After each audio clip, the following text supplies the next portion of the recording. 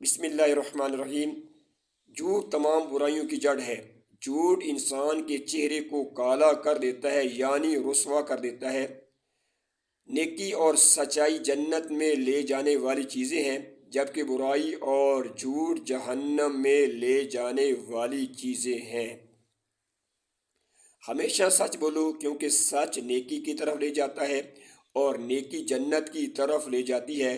एक शख्स मुस्तकिल सच बोलता रहता है, हत्ता कि अल्लाह ताला के यहाँ सच्चा लिख लिया जाता है।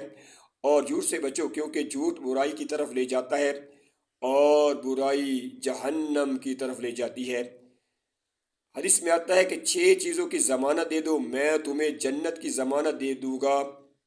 जब बात करो तो सच बोलो।